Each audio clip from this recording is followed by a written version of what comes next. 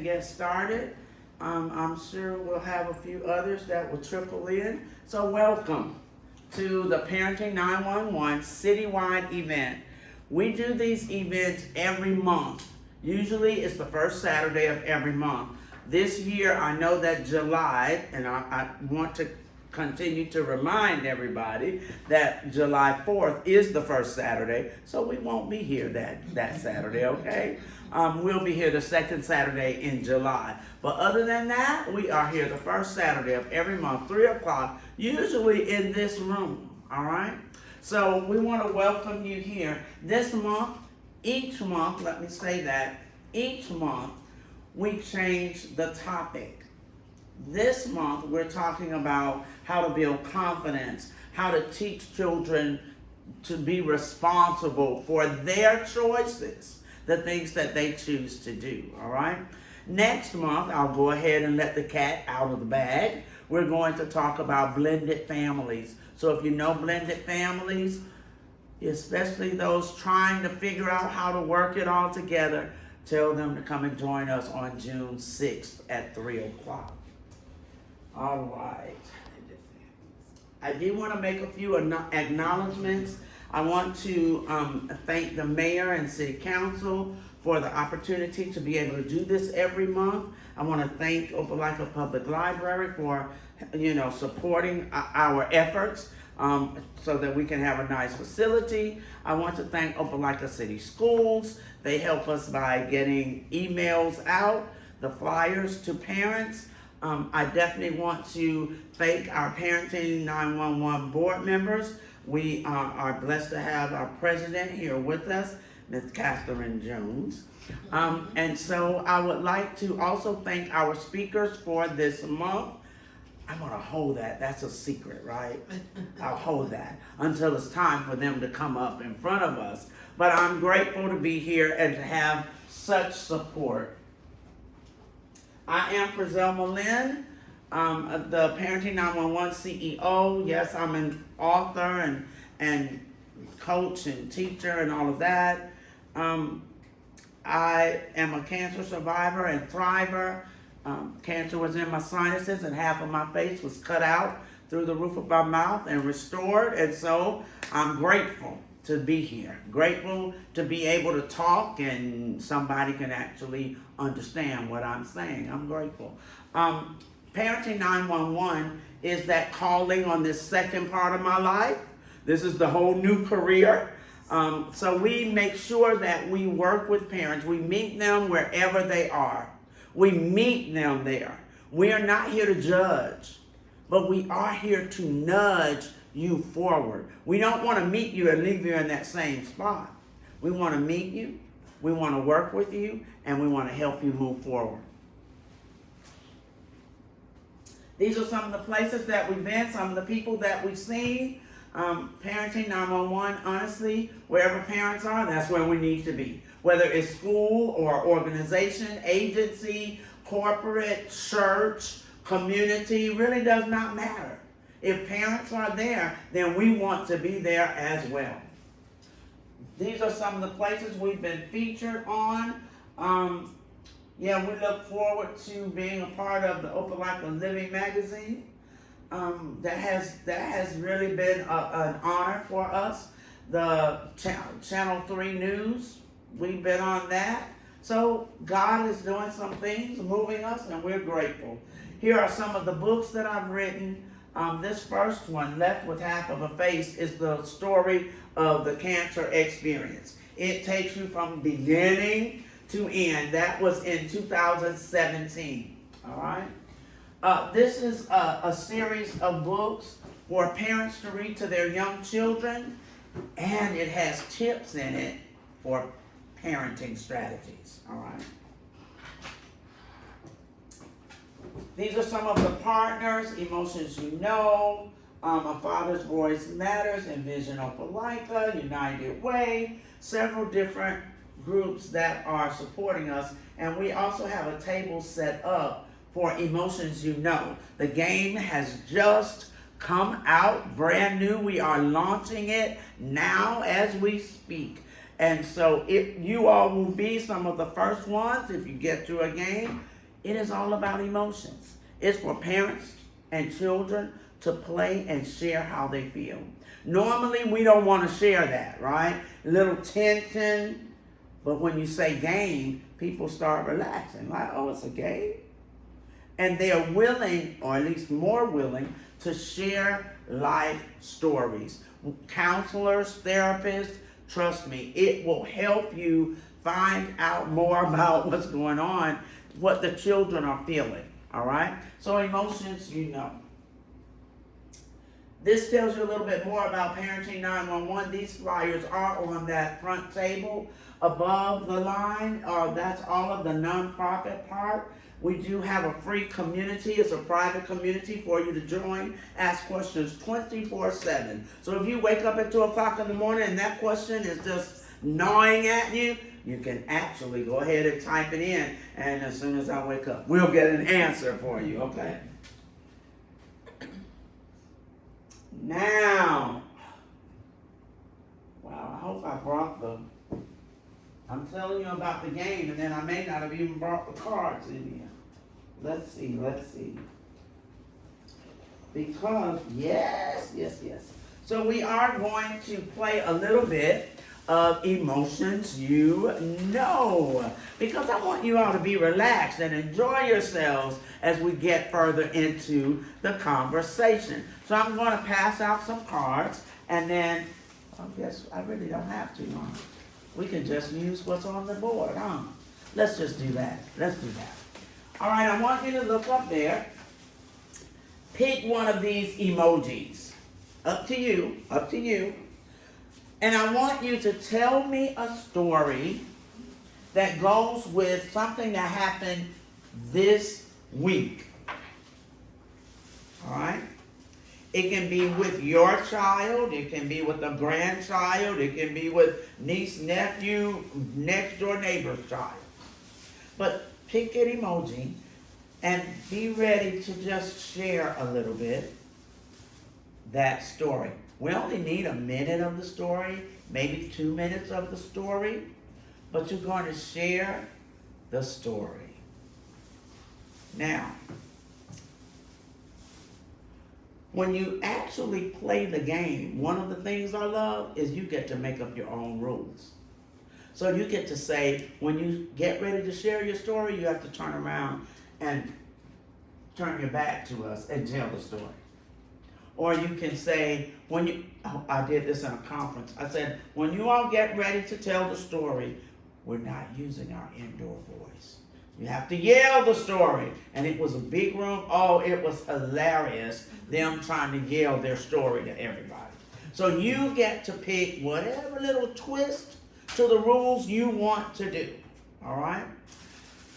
I'm not going to give you too much extra with the rules today. But what I may want you to do is, let's see if it's going to come back on. When you share your story, I want you to stand. So you're going to choose a partner. Could be somebody you're sitting right next to. If you need to get up and move, please do. But when you share your story, guess what? Stand up. You have a minute, maybe 2, to share your story. Everybody pick an emoji.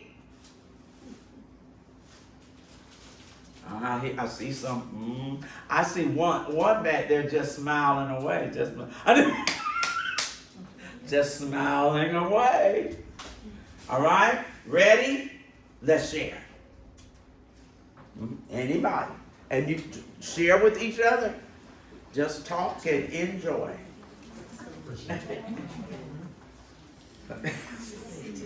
Good job.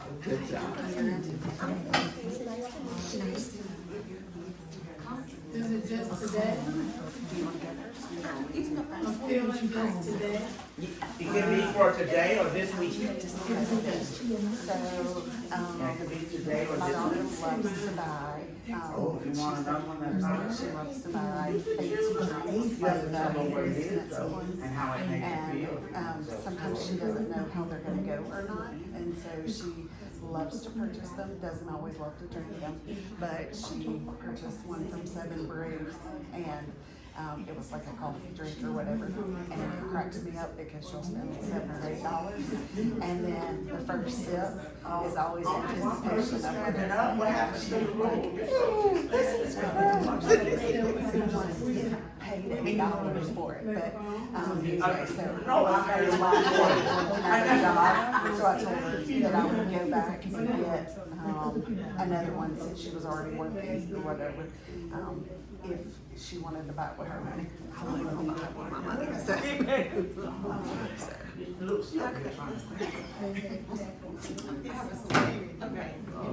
I was surprised. I had my nephew last Friday, and on my way to work, I also have a little 7-pound dog. And he said, well, why do I have to leave? I said, the dog gets to stay by himself.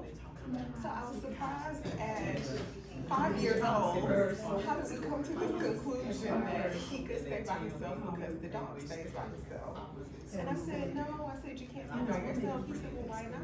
And I said, the difference is, I'm the jail saying you can't stay by. And the dog is tough. He can stay here all day. So, that was my surprise moment for the week. That's funny. What's your dog's name? Perry. Perry. Is it like a Yorkie or what type of He dog? is a Chihuahua Poodle mix. Okay, so is there a certain name, like, I had a Showpoodle, it was a Shih Tzu and a Poodle mix before? Okay. Oh, goodness. You said what was the name again? Perry. Perry, P-E-R-R-Y? Yes. Okay. I wanted him to have like a real person name, so Yeah. nobody knew, but that was him. Oh my goodness, so cute, so cute. I have, two, and they're, well, I had two, they're Goodness and Mercy. It's after Psalms, the 23rd Psalms or whatever, let's see. There's like, albums. Let's see, this is them when they were itty bitty. Yeah, they're lab mixes. That's one of my favorite pictures. That's Goodness and that's Mercy. But Mercy, yeah. They were sisters, and they with their birthday. Mercy passed away in January, so that's been really hard. But they are so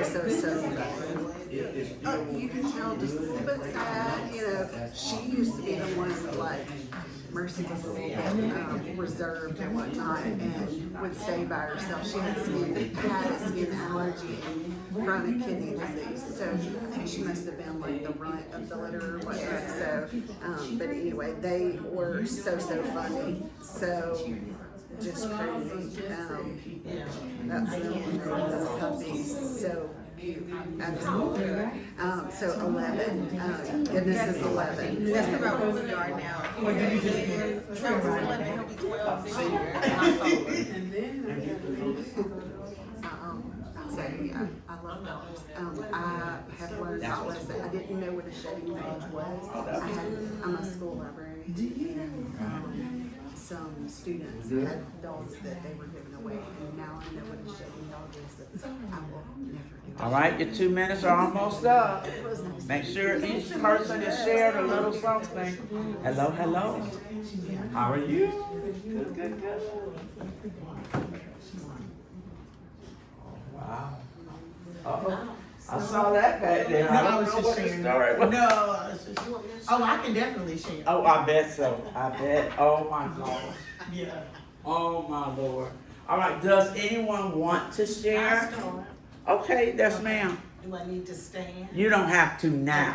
Okay, good. I'll let you sit for a moment. Okay, good. I shared with B. Allen, and I had probably a couple of emojis. Okay. One was surprised. One was happy. Okay. Happy. Okay. You want me to tell the story? Yes, ma'am. Okay, I went to the nursing home like this past week to visit one of our church members and good friends that we kind of, check in on. They were having a prom Oh my. where the room was actually decorated. The cafeteria was decorated. I mean, it was like a legitimate prom for the patients. Oh my They were goodness. dressed, they had beautiful decorations, they had food, and they had visitors if they wanted to come and take them, you know, a son or a daughter, you know, Yes, wanted yes. to come and escort, the person, the patient. And they had music, and I mean, it was good music. Some of them were dancing. Oh my. So that really made me feel good, because when I go there, sometimes I'm just so, it's like, emotional Yes. about it. Okay. Because Yeah. people bring loved ones there and just leave them. And so that made me feel like they were integrating them Yes, still yes. into society, and they're not being forgotten about. Exactly. You That know, part, not that being they forgotten. that they were receiving some love and attention and so Wow. forth. And it made me feel good. Oh, that's good. I was really happy about it, surprised, because I had no idea that they do that. Right. So, Right. yeah. Oh, that was a good story. That was good. made me feel good. One thing about the game, it makes you intentionally think about it. You have to focus and then tell the story. See, you might not have shared that story with us at all had it not been a reason for you to think about something that happened recently. A lot of us don't share our stories. We don't. We have great stories. Sometimes, yes, painful stories. But we still need to learn to share them. A game helps you be able to share your story. That was a great story, Marion. I'm glad you shared that. All right, so that's a part of emotions you know. And the whole point is for us to learn to share our stories. All right, so let's see if we can get, all right. So now we're going to dive right into building confidence and teaching responsibility. All right, that's what we're talking about today. I want you all to know that with every age level, we need to do this.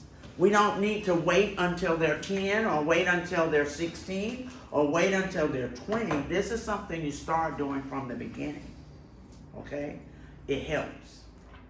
Now, if you need to start somewhere else, this is the other thing. Don't keep saying, oh, I know I need to. Oh, I know I need to. No, go ahead and get started. There's a difference here with confidence and responsibility. So confidence is not a character trait. That's not genetic. I know one of my slides is going to say that. It's actually a skill that has to be taught to you. Character traits, though, are genetic. Many of them. People will say things, oh, you're kind just like your mama, you know? Or you are so trustworthy just like your dad.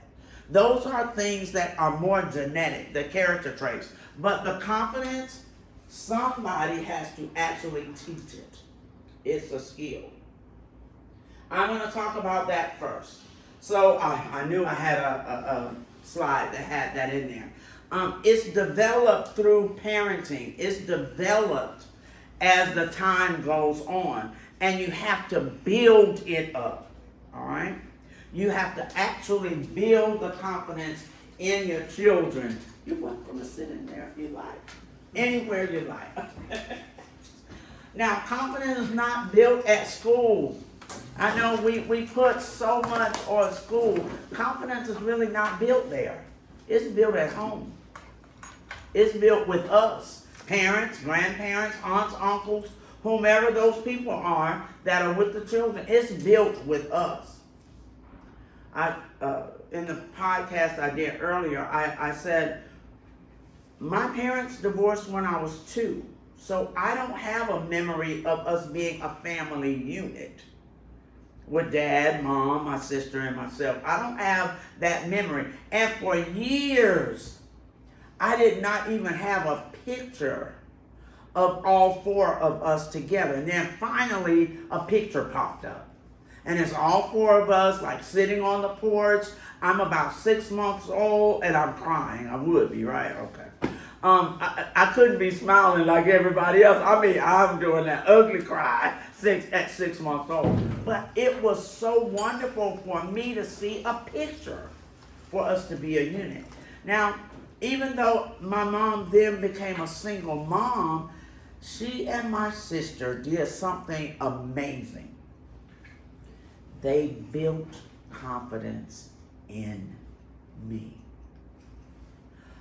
I can remember them building the confidence by saying, you know you can do that. You did it the other day.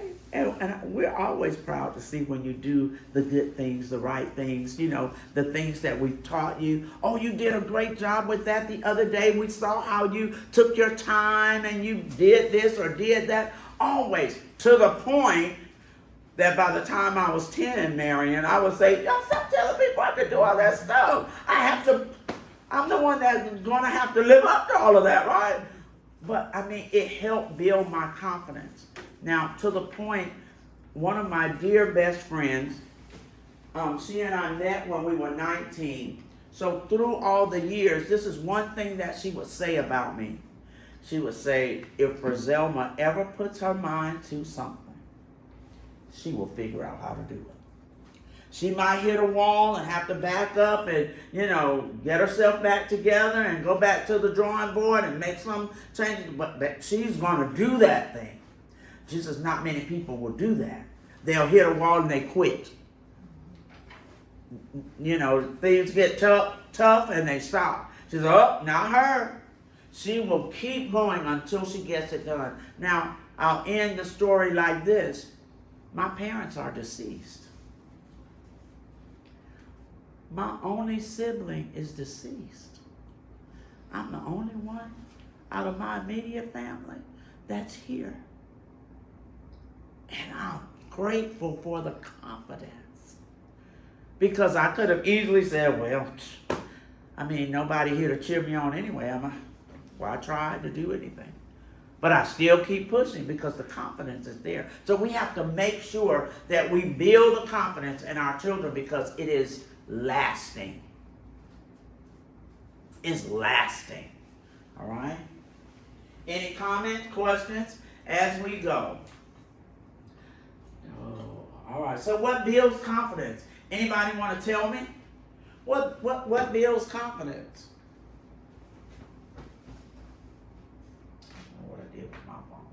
I'm listening though.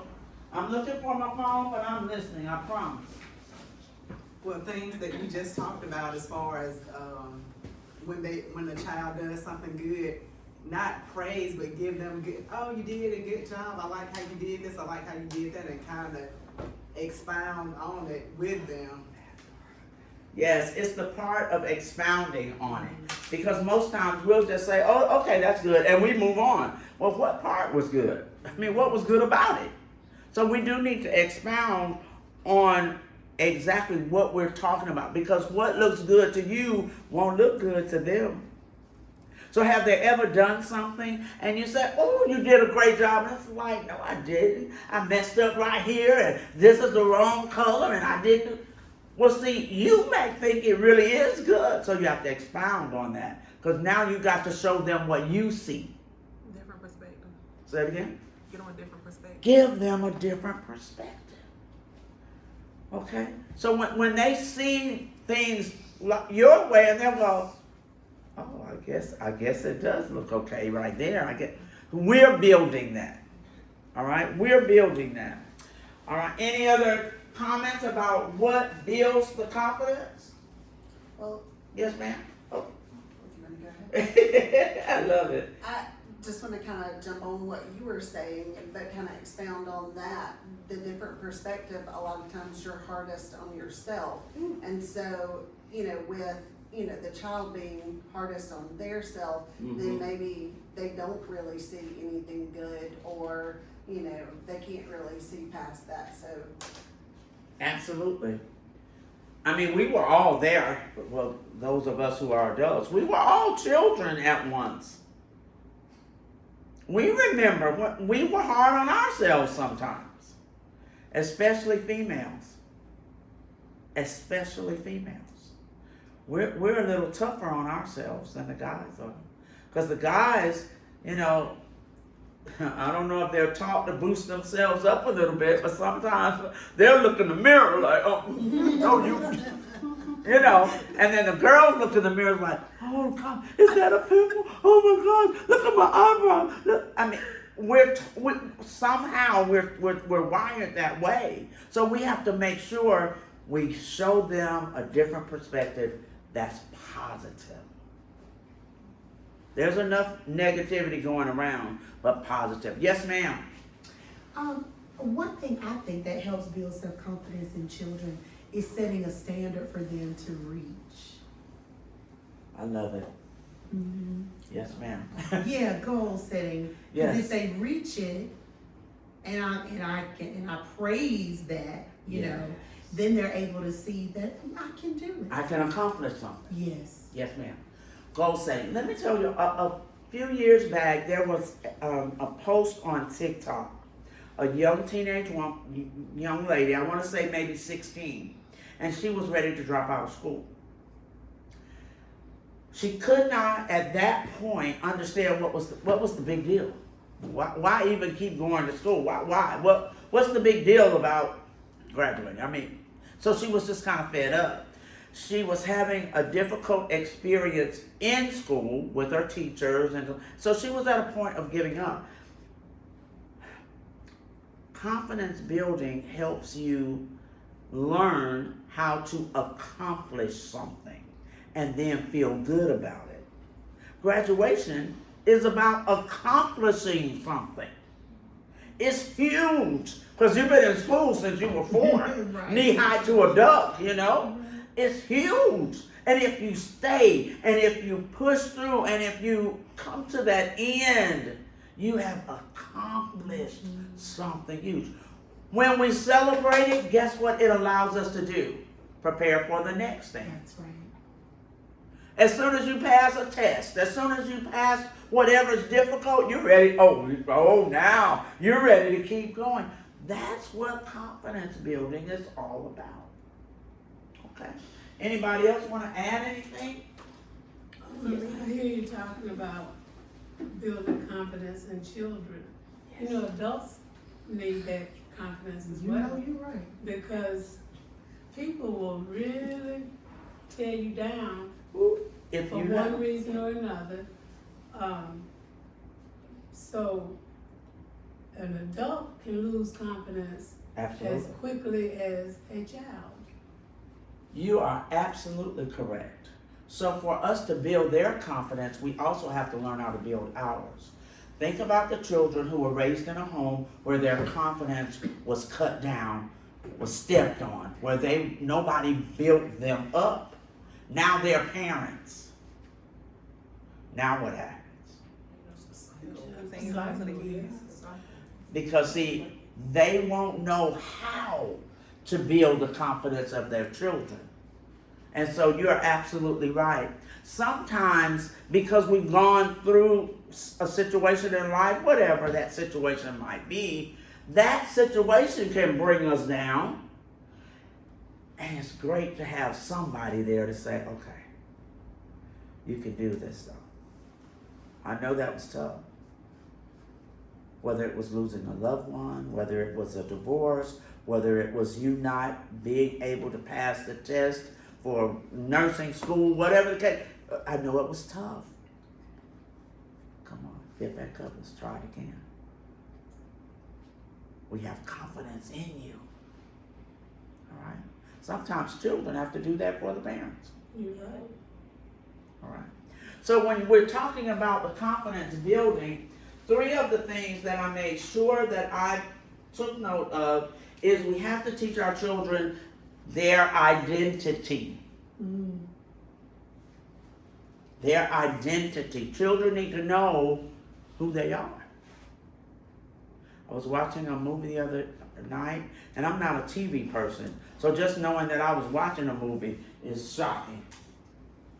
And in the movie, the mom had kept all the information about the dad from the child. And now the child is a grown woman.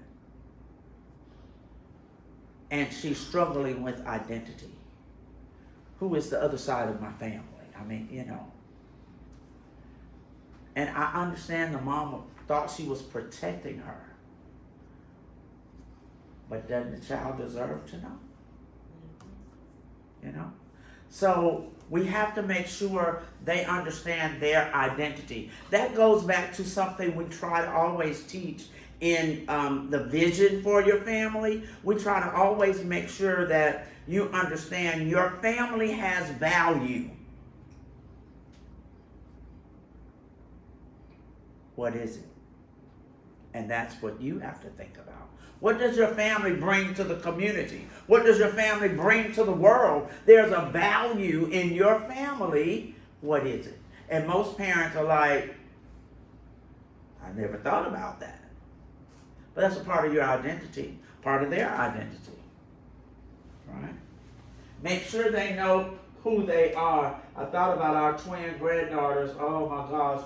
When they first started talking good, and one of them, she would be like, well, you're a boy, talking to her brother, you know, you're a boy. And then he said, you're a boy. She said, I'm a girl. And we thought that was the most hilarious thing. But guess what? She was learning her identity. Okay? All right? Then the next thing that I want to make sure we say is their capability. Many times we cut them down when they really are capable. So make sure that you encourage them, because they are capable of amazing things. Amazing things. And I know we have issues with the technology and everything, but guess what? Technology is not going away. So we have to learn how to help them use the technology in a more positive way. But they are amazing. Their minds are amazing. All right? So they're capable of doing things. I think you said, or somebody said, challenge them. Challenge their minds always to do more and then more. Their minds are amazing. We do need for their minds to stay challenged. And then the last thing is the responsibility of doing it. And the responsibility of doing it even when you're not there. They need to have confidence when they're around their friends. And you're not there. And their friends say, oh, you stupid, you know you can't do that. And they're like, watch me. Yeah. So that was my confidence in school. Everybody in the class was a challenge. Everybody. I'm passing all of you. The guys, the girls, doesn't matter. It was, and I didn't even consider myself competitive, but baby, when we get this grade back, let me see. Okay, and my mama didn't have to be there because they had already instilled all of that in me every day. So we have to build their confidence. So that when we're not there, when they listen to their friends, or when they listen to somebody on the internet, that they're not so easily drawn from what you've taught them. You got to build their confidence. Okay? All right, Marion, I see that look on your face.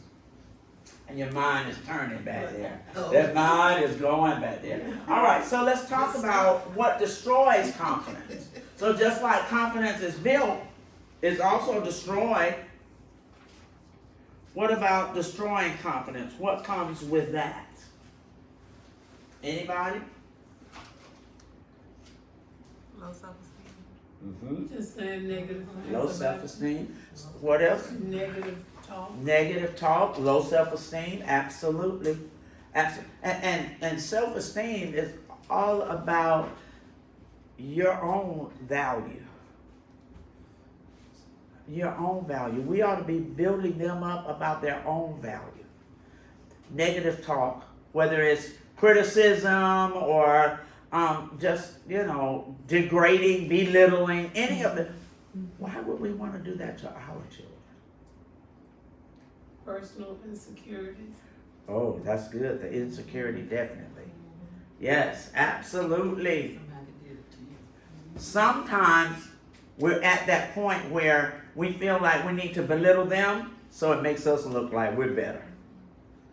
The truth is, if you've got to belittle somebody to look bigger, you just look smaller.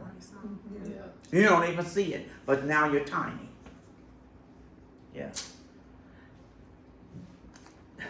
There was a time where parents wanted their children to be better than them.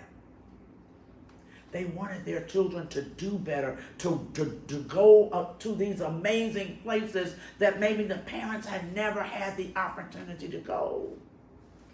It should still be that way. They should have our support to go and do those things, if nobody's support. They should have ours. All right? So in building their confidence, make sure you don't even have to like what they're doing if it's still something good. This is what I mean. One young man, he and I were talking, he's a musician, but his parents, and he was adopted, his parents know nothing about music. Okay? I mean nothing. But at 9 years old, when he played that instrument at school, he knew then that he didn't ever want to put the instrument down. So he went home and told his parents, I'm going to be a musician. And they could have said, boy, go somewhere and sit down, put that thing down, you know, good and well. Simply based on the fact that they didn't know. They did the opposite. They went and bought him an instrument. Then another instrument. And then another instrument. And he kept playing. Went to college, got his degree. One in music, one in something else, he told me. And he's a great musician, all because they supported him, even though they couldn't do it. And some of us get to that point now. I don't know how to do that, so no, why don't you do this? No, let them be them. If that's a part of them, support that. Okay? All right, we're almost, I know that criticism is very hurtful to children. Do not criticize every little thing. Now, some of us are nitpicky. We're petty Betty. We'll find something. Come on, wouldn't you know? That's how we get sometimes. Don't do that to them. Yes, ma'am. I was gonna say also with my kids, I always encourage them to try stuff, new stuff. Like even if they don't want to do it, I say just try it. If you don't like it, then at least you tried it. Absolutely. That's called good exposure. Mm-hmm. They need to be exposed. It's not about want. It's about what they need. They don't know that they need to be exposed to different things. We know. All right. Absolutely. Encourage them to do things they've never done. Encourage them to go places they've never been. So that if then they choose that they don't like it, at least they tried it. Mm-hmm. But what if they do like it? Right. What if that's the thing? Right. That you won't ever know until they try it. All right? So you're not raising them to be children. Guess what? They already are. They know how to do that. Trust me, they know. But you're raising them to be adults. Confident adults. I never, as a little girl, never understood why my mom made sure that we were in every play at school. We were in every little program. We always had to stand up in front of people. She was going over, oh no, you need to learn your part. You know, I'm like, I don't want to, what? And no, you got to say it this way. We couldn't just stand there. Oh no, we had to stand properly. Never, I mean, you know, as a child, I didn't know. But she was preparing me for right now. So make sure that we are building confidence in them. They're going to need it one day. All right? Any questions, any comments? All right, you have a quick activity and then we take a break and we'll change over to our first guest speaker. Here is the activity. I want you to list 3 things that you do for your child. And when you list those, we're going to replace it with what you are now going to start teaching them. That's a part of responsibility, and I know that's the next part of the talk. So write down the 3 things that you know you do for your children that you need to teach them how to do for themselves. All right? If you need some paper, and if anybody has any extra paper, please share. But write down 3 things that you do for them right now, and you know, but you need to teach them to do those things. I'm gonna be honest with me, I don't do for my kid, I let them do it themselves, and I tell them if you need help. Then you kind of supervise. Good job. Good job. Try to take on one thing then that you need to let them do more. Because the more they do, you're building confidence and teaching them to be responsible. So if your children are grown and got children, Think back. and they got children. Uh-huh. Think back. Okay. Yeah, because see, for us, we have those grown children that they have grown children, you know, but when I think back, there's something that I should have probably allowed her to do more or them. I don't know, I might be out of this thing way over there. So I didn't even think about What's this about to do? it. We have about 1 minute.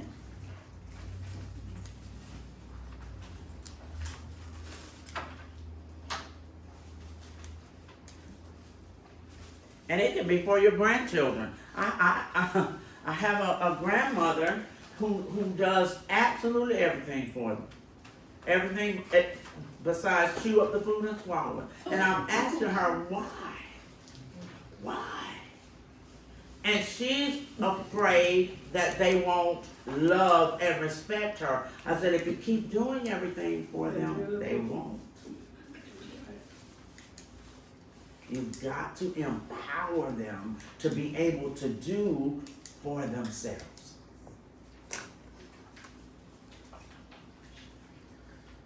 Yeah. One mama, she would fix the breakfast, put it on the tray, take it upstairs to them, do everything. These were teenagers that she was doing this for.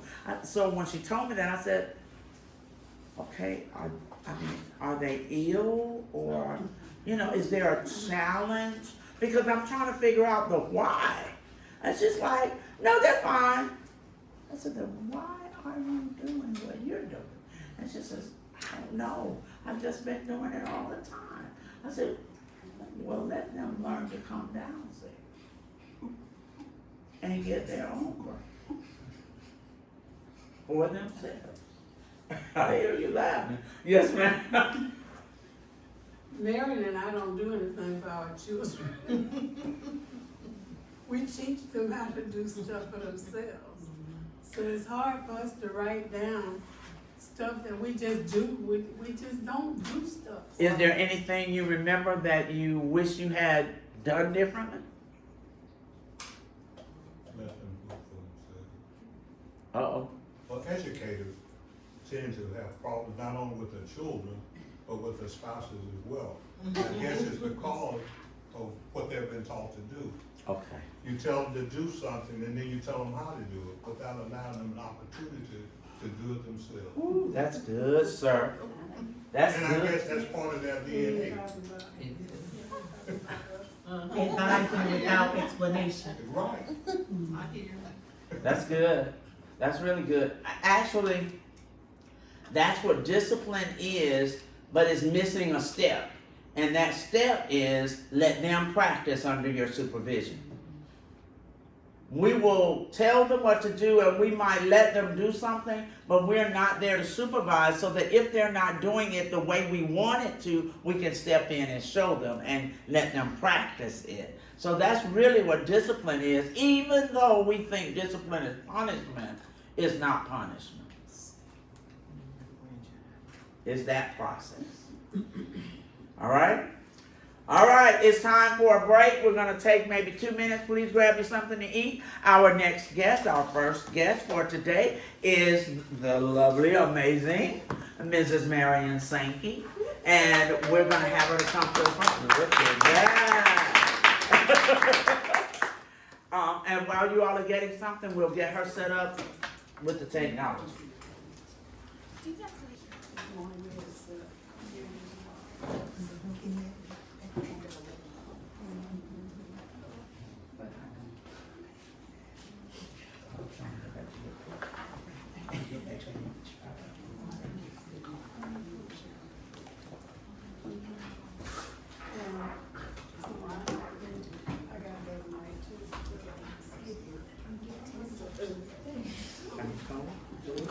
Are we eating now?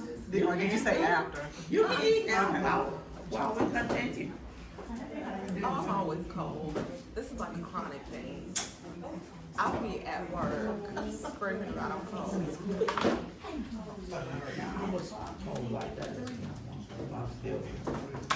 I still don't do a whole lot of air conditioning. Oh, I don't like it. And so me and my dad understand we can't live in the same house. Because he doesn't. Yeah. You read it? I don't remember.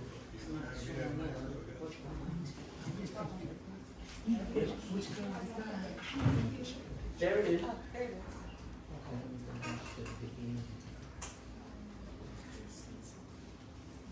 My dad likes the house on 65. My dad likes the house on 65.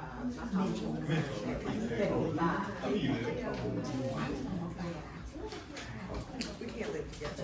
No, because it was $6. I'll get out of bed. I can sleep till 9 o'clock if the house is at 69 because I'm going to make it. Yeah. I can't stand it. But I throw him in the sun. I love heat.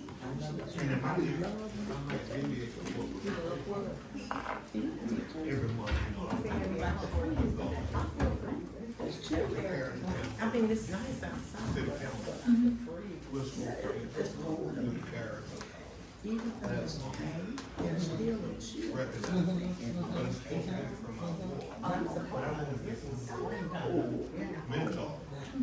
So how have you been, man? Good. I didn't get to talk to you the other day. You all bless me, y'all know that. So wonderful. So I'm glad you're making comments. Please ask questions. I had something to say the other day. I should have said it, but I didn't want to put myself on Front Street, so I didn't say anything. But it was in regards to when you had asked about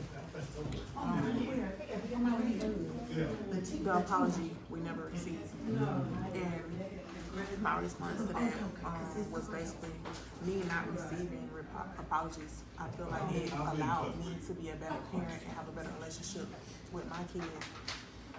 Because my grandma was the type of grandma that if somebody said we did it. Like no questions, no nothing. You get in trouble for it. So now with my kids, when somebody comes to me and say they did X, Y, Z, it's kind of like I need facts and I ask questions. Prime example, in school called me one day and they told me that my son had told the bus driver that something along the lines of if he didn't do something that my husband was going to come up there with a gun and shoot him and this and that. I'm like, that don't sound like my son, so I need y'all to pull the cameras back. They're trying to send him to an alternative school or whatever. And I told him I wanted to see what the alternative school was like first, and I wanted to see proof that that's what my son did. So I went up there and I looked out at the alternative school and I'm like, there's no way he's coming here. To me, it gave me like jailhouse vibe, if that makes sense. And I was like, he's not coming here. And it was like, okay, well, if he don't come, then he's gonna be like an excuse absent. And I was like, that's fine, but until y'all give me the proof that, you know, this is what my son did, he's not going there. So I kept him home. And then long story short, they called me the following morning and they apologized, stating that he didn't actually say it. Another child said that he said it. And I was like, had I went based off of what y'all said, I would have sent my son to alternative school for no reason. What did your son tell you he said? He said he didn't say anything. He told me that the boy Jay, who he had already been having issues with in the neighborhood. Right. Oh, okay. Right. So because you did that, you gave some brownie points with your son.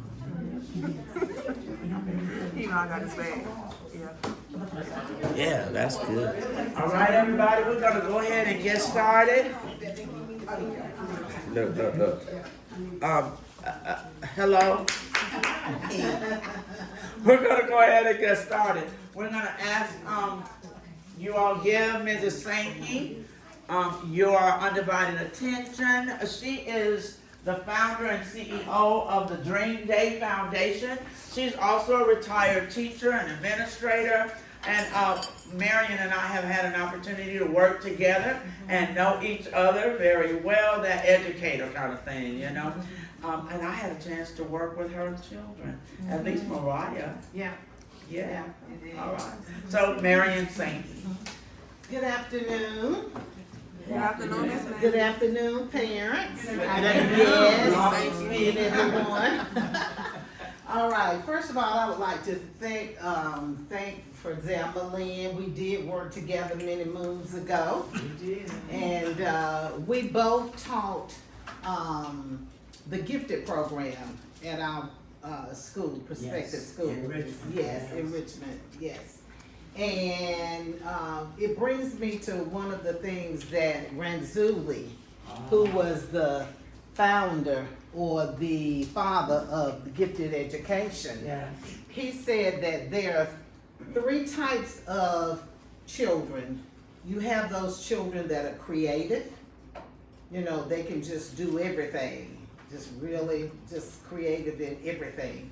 Then you have those children that are above average children. They're smart. They automatically know stuff. I don't know if Zelma had those kids, but I certainly did. So I know if I did, she did. Absolutely. But these are kids that just know about everything. And then you have those kids that are task committed. Yeah. And that's what she was talking about a few minutes ago. But he said of the 3, the most important is task committed. Doesn't matter how creative you are. It doesn't matter how smart you are. If you are not task committed, doesn't matter. And those are the people that keep the world going. Those are the people who continue to be founders and discoverers of different things. So of the 3, so don't, if your child is smart, good.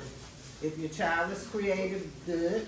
But if your child is task committed, they're gonna finish whatever they started. And that's the most important thing, because we don't know if you're smart, gifted, and creative and all of that, and you don't do anything with it, because you will not complete a task. It doesn't matter. So anyway, good afternoon again, and thank you for Zelma for the invite. I love this because it is so important. This information is so important. And let me just do a little disclaimer. Parents, we are not perfect. I wasn't perfect in raising my 4. And if how many perfect parents do I have in here? Raise your hand. All right, we got one back there. We do have one. All right, we do have one, okay? But we're not perfect. We make mistakes along the way. And that's okay. We make mistakes as parents. We're gonna make mistakes as grandparents. And if God willing, we're gonna make mistakes as great grandparents or even great grandparents. We won't even know we made the mistake by then. So anyway, in my presentation, Teaching Confidence and Responsibility, you're gonna see and you're gonna hear a few little things about my family. So I'm sharing some personal things with you as well. But I'm gonna go through these little tips real quick, and so we can get done, and we'll have Miss Dr. Beatrice Allen up.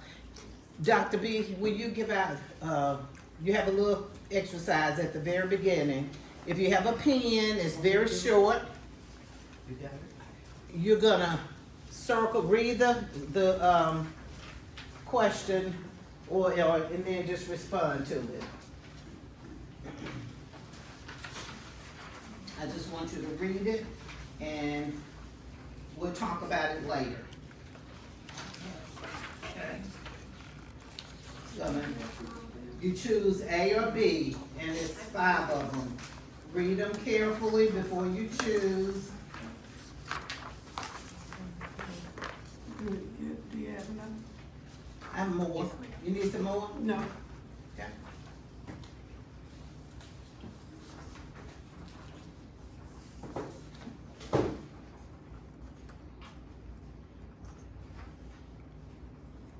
I'll give you just a minute to go ahead and complete that. I want you to complete it right now before I get started. It's gonna take just a minute. Just circle A or B for your response. Can't be both.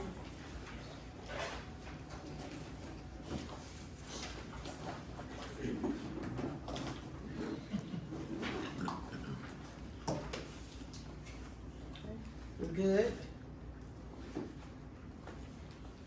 Did everyone get one? Everybody? Kids, this is for parents, I'm sorry. But you can help them when we come to the responses. You can let them know if they're right or wrong. Oh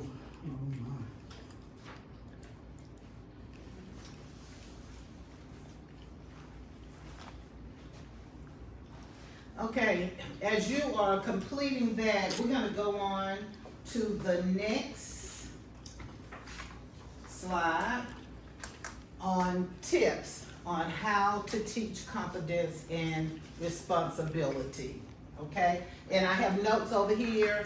I'm not that smart. I wasn't that smart one. I was probably more between the creative and the task commitment is probably where I failed.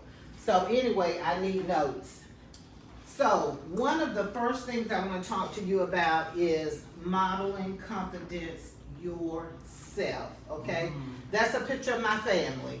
That's all the children and the grandchildren, my kids, my 4 kids and their kids, and we have a new baby that is expected the end of May.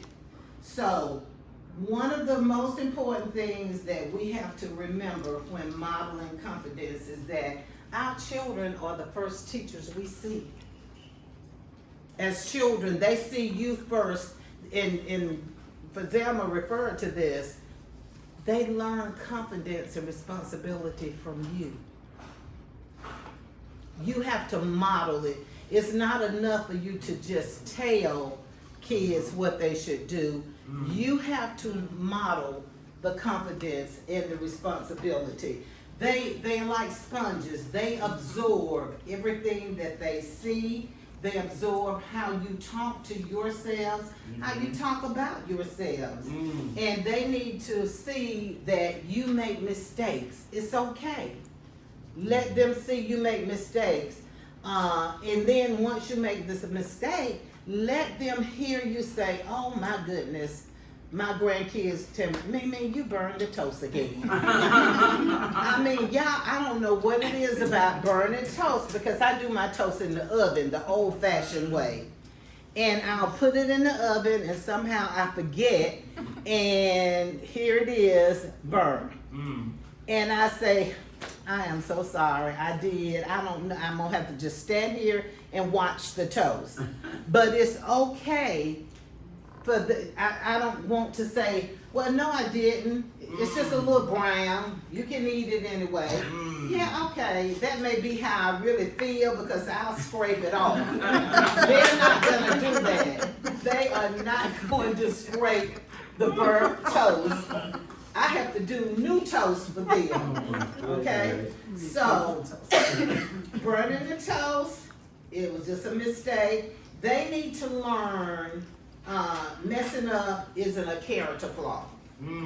Okay? It's part of being human, and it's also a part of problem solving. I have determined in this life that a lot of kids are not able to solve problems. Because, like, for example, say, we don't let them. That's right. We don't let them. George said it well, and it's something about their education. I mean, teachers, a lot of times, we want kids to hurry up and get it done. Cause we're on a time limit. Yeah, well, we are. But we also need to help our kids become problem solvers. Yeah. And for Zelma, I'm gonna go back to what you said, and a lot of what you said, I will be repeating. It starts young. Yes. Kids young as 2 can solve problems. Absolutely. If we allow them, they start to build the confidence and be responsible starting at the age of 2. And I know that because I have one that will be 2 in June. Oh my gosh. He is like another, I'm like, where did this child come from? So yes, Okay, that's a part of why they call it terrible too. yes, Because now they're starting to problem solve without you right. and figure out things on their own. And we don't always like how they do it, but we're gonna get to that. We don't Absolutely. always like how they do it, but it's not about what we like. Did they solve the problem? Okay. Okay, that's what we're looking at. So we teach confidence. It's not about being perfect, but trusting yourself to recover. Okay? Go to the next one. The next tip I want to share is don't overpraise. Y'all, we are bad about it. We'll tell kids how wonderful they are and how wonderful they did all day long. If they made an A on a test or if they were able to get a role in a play or whatever, we just keep telling them how wonderful, wonderful they are. There's such thing as overpraising. You can overpraise. And we need to know when to cut it off. We need to know when to cut it off. We can't praise confidence in our children.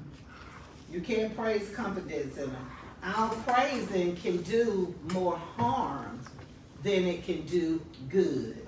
Okay? I'm not saying don't praise your child. No, that's I'm just right. saying Right. don't overdo it. Because then when you overpraise them, there's no room for growth. They think they're perfect right there, so they stop trying because you've already told them how excellent they are, how perfect they are. And so they just stop trying. Oh, mama said I was perfect. Okay, I don't have to do anything else on this because she's already told me how great I am, how wonderful. Praise them. That's you did a good job on name some specific things they did a good job on. Exactly. I like the way you said that. I like the way you put that part together. You don't have to just keep saying, oh, that was just so fantastic. I couldn't have done it better myself and so forth. But you had a comment about overpraising? Well, I was gonna say this earlier when Ms. Lynn was speaking, but I think that constructive criticism is also a part of what builds confidence. Constructive. Yes, Constructive. rather than praise and overpraise. There's a way you do it, of course. Right. I like what you did, but you could do better. You know, not maybe necessarily you could do better, but I see an area where you could grow. Yes. Yes. Okay, so Yeah. I wanna add something to that. Okay. So the constructive criticism, yes, we have to also help them see how they can improve whatever they did themselves. So ask them, and I have asked children this many times, okay, this is good, did you do your best? I've asked that. Yeah. And many times, guess what they'll say? Oh, well, not really. Okay, well, let's do your best. So that means you see room for improvement. Right, absolutely. So now let's go beyond what you've done and do your best. Yeah, and then the thing about, overpraising is, for example, your child, you tell your child they did a great job on a spelling test. They missed maybe 2, but you tell them how fantastic that was. Then they start to kind of looking at themselves because you told them that they did a fantastic job when they missed 2. So what are you gonna tell them when they don't miss any? So we don't want to make it seems like we're lying, because Correct. then they start to internalize that.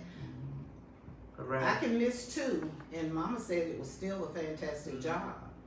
So we need to be careful, and we need to be honest with kids. Always. Need to be honest with kids, okay? So we don't want them to learn not to trust their own instinct, okay? This is where I need your help.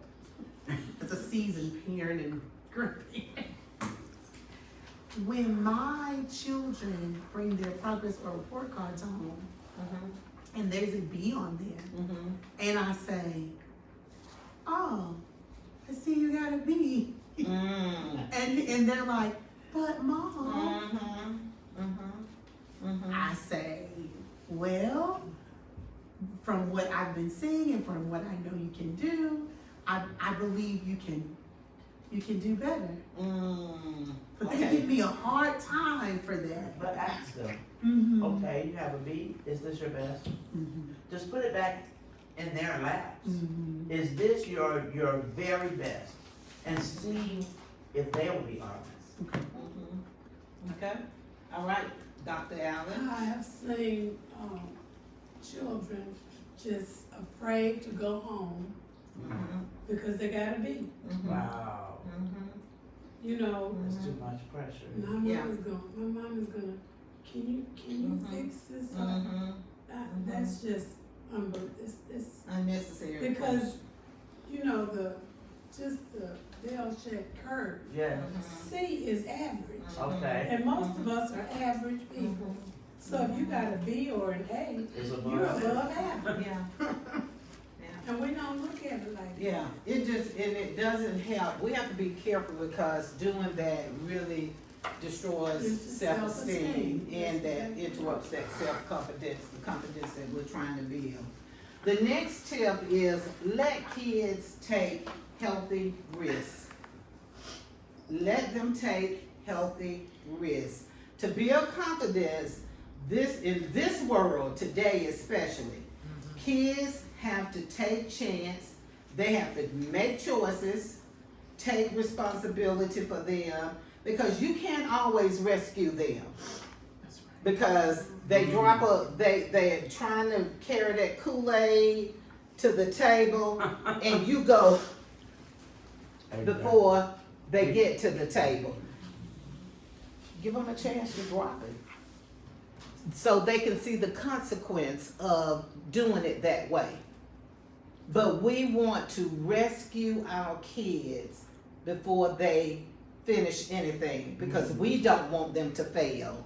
But we don't understand in that taking risks and failing is a part of learning, Yes. and a part of growing, and a part of being responsible. But we rush to do everything for them. So they need to learn to take the risk.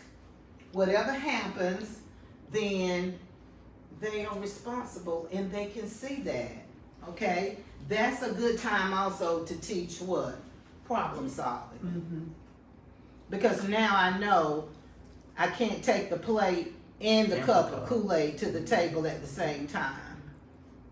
And ask them the question, is that a good idea? Yeah. Is that a Yeah. good idea? Yeah, okay. The next tip is, I wanna share with you, okay, is let kids make choices. I struggled with that one. When my kids were growing up, I honestly struggled with that. But we have to let them make appropriate age choices. Yes. And when it comes to dressing you all clothes, even as young as 2 and 3, they know they want to wear the boots in 90-degree weather. I mean, I would see little kids and I'm like, it is hot and they got on boots. But that's what they chose because they love the boots. That was their favorite. So we have to let kids make choices because they learn from those choices. Now, when I say choices, I'm talking about age-appropriate choices. That's right. Some choices, as a parent, you have to make. You have to make as a parent. But simple things like, do I want vanilla? Do I want chocolate? Do I want to wear this top or that top? Do I want to go outside in the rain or the cold snow? Let them go out. If they want to go, put the coat on, go on out there so they can see how cold it is. And then, hey, you've done your job. Exactly. That's problem solving as well. So we need to let our kids make choices and take responsibility of their choice. But we also need to let them know that we have their back when they make decisions that didn't work out. I don't mean to just throw them out there to the wolves. Wow. But I got your back, okay? You made a bad, this decision probably wasn't the best. You see how cold it was? So we have to do that, okay? Question, Uh-huh. based on what you said earlier about a child taking Kool-Aid and the plate to the table, Yeah. and, you stated, do you think that that's a good choice? Now, how do you expect them, if they said that, yeah, I wanna try it? Okay. Well, let them just, what I would do, this is just what I would do. If, they're usually not gonna ask you, they're just gonna do it. They're usually not gonna say, can I take both of them? You say, if you think you can. Just let them make that decision because you want them to see the consequence of the choice that they made. And But if you tell them no, you've already given them. So you can't say, you just say, Well, whatever you want to said, do. well, do you think that this is a good choice? and what, Afterwards, after that happens. and even if I say it before and they say yes, if they drop it, who has to clean it? They do, Right. yeah. Now they Yeah. understand and they can make a different choice. So you would let them make that choice, I knowing would. that they would probably drop it? I would, Yes, absolutely. you know they're gonna drop it. You already know that. They just don't know it, but you already know it. I would. So after it's done, then that's when you can talk to them about it after the consequence. Because they have to do something and the consequences have to be there. Because they'll know moving forward not to take them both at the same time. The next time. Yeah. What's Yeah. that old saying, experience is the best Yes. teacher? And it is. Yes, ma'am. I can attest to that because this weekend, my youngest daughter, Nikhila, she wanted to clean her room, but she just wanted to start moving stuff. I said, Nikhila, you gotta get your clothes up, make sure everything is in its place. Mhm. And she was like, okay. So what she did, I said, I see what you're doing and I see how this is gonna turn out. Mhm. But when it turns out this way, you gotta put this stuff back in the room. She took all the stuff out of her room and then she got aggravated. And she was like, I don't wanna put it back. I said, I told you how it was gonna turn out. You make sure you get all this stuff put back in your room, but if you would've put everything up, got everything off the floor, it would've been easier for Yeah, you. but now- she saw that. Mhm. She saw that without you even telling her that. If you had done what I told you to Yes, do, ma'am. she learned that on her own. You know, you just kind of, and sometimes we have to be careful because then they think that they have to do everything you tell them to do it the way you tell them to do it. Well, mama told me to do it this way and I didn't the last time, so you've stunted her growth because she's gonna ask you the next time. So you want her to go ahead, make the choice, see the consequences of her action, and she'll figure it out. She knew it. You didn't have to tell her. She already knew that because she didn't do what you told her, but without you saying that. Okay, without you saying that. Okay, another tip is show unconditional love. Y'all, this one is so important because we know that correction comes with teaching children. We know that growing and developing confidence comes with failing. We know that. So what we can't do is that only praise them when they bring home a perfect progress report. Okay, we have to still show unconditional love when they didn't make the dance team or the football or the basketball team, or something happened that they didn't get. We have to then still show that unconditional love. If it's unconditional. Right, because it should be, yeah. Yeah. Yeah, because they're gonna fail. Y'all, that's life. You want them to fail. You don't want them to succeed at everything, especially the first time. They learn from failing because then they try and then they know they have to try again and you may have to try again. Yes. But you learn, I mean, look at Sam Walden from Walmart. He failed many times and look at Walmart now. He failed many times before he got that business off the ground, but he didn't give up. So we have to do that with our children. You fail, and sometimes we want to say to our children when they fail, we want to say, that's okay, that's all right. You know, that's when you ask the question, now, you think if you had done this, you know, or what do you think you could have done differently? So we want them to fail, but we want to show that unconditional love to them. Can I share that, in real time, my son just went out for the basketball team. Mm-hmm. And he did not make the team. Right.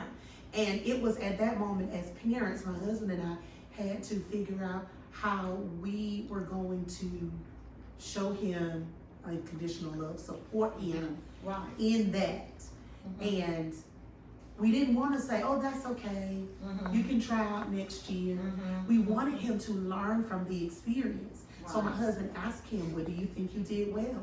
Yeah. at? Yeah. What do you think you could do better? Or What different. skills do you think you need to get better at? And he was very honest Yeah. with us. With Yeah, us. make it teachable moments because Michael Jordan, he failed the first time he tried out for the basketball team. He didn't play basketball until he went to college, am I right? And one of the greatest players in the world, in the country. So we have to, that's okay for kids to fail. We just did a teen, our teen talk, and our teen summit was on how to take an L. Kids don't know how to lose That's right. because we don't teach them from when they're small how to lose. So the suicide rate is going up. Everything is just falling apart because they can't take an L. They can't lose. They don't know how to deal with it. They go into a depression. So you wonder why kids having to see therapists at such a young age because we're not teaching them that confidence and helping them to be responsible when they're young. And so it all shows up later, okay?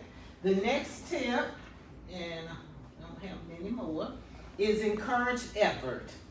We have to encourage effort. We have to let them try, as I was saying. It's just about trying, okay? It's not being perfect. Children need goals, as we were talking about earlier, and let them choose things that they can do.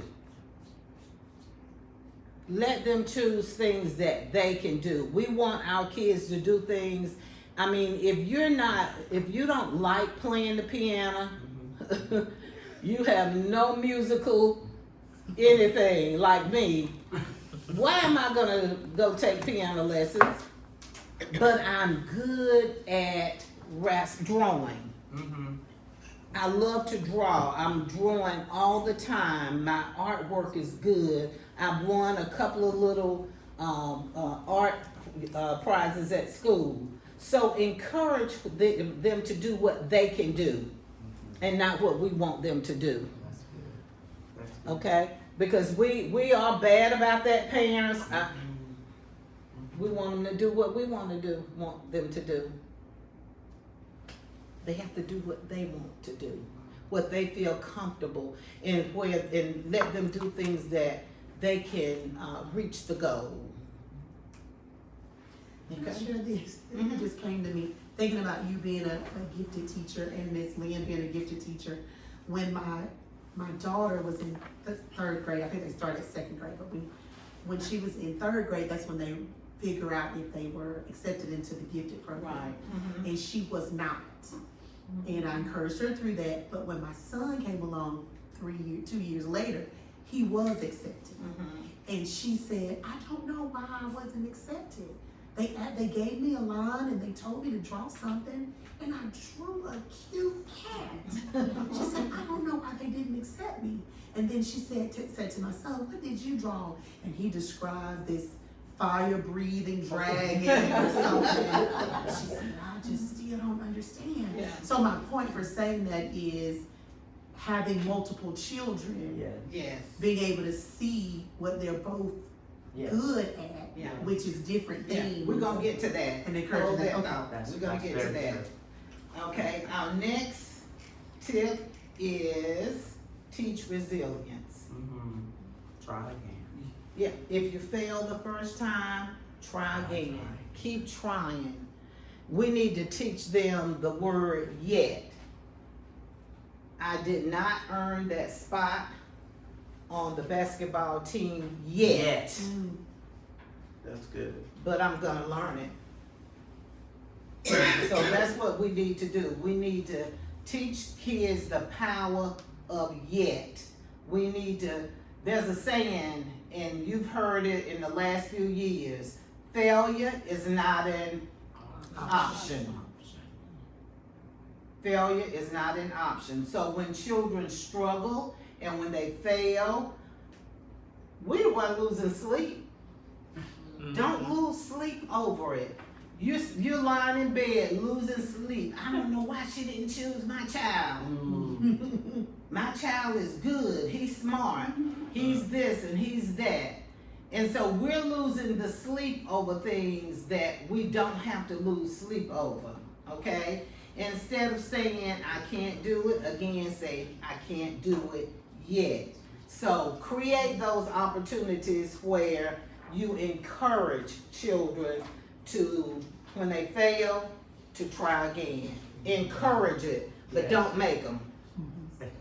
I know I have some friends right now that went to law school, went to college, and then law school all those years and did not pass the bar yet. I have one particular friend, his mom told me that he put his books in the storage and have not tried again. They spent all of this money for this child in law school. You wanted to be a lawyer, so you say it. And because you fail, do you know how many times some people have to take the bar? My goodness. Some people have to take the bar 3 and 4 times. That's okay. But try again if that's what you really, really want to do. That's okay. Now, because you took the bar 4 times and I took it 1 time, are you gonna be a better attorney than I am because I had to take it 4? Is your paycheck gonna look different or whatever? Not necessarily. It just means that it took more time for me than it did, or for you than it did me. Okay? So we need to encourage our kids to try again. That is resilience, and it carries over into everything they do. Everything. Yes. So for EJ, he had the hardest time getting onto the football team. And he was like getting discouraged about it, but football was literally the only thing that he would keep trying. So I told him, I said, well, what if you try track? Track will help you in running for football. It'll help you in throwing for football. Try baseball to help you in your arm strength. Yeah. Try wrestling to help you in overall strength. And he did those things. He did track, and then he did wrestling, and then now he's doing football. Okay. So Yeah. Resilience. Yeah. Have to teach it.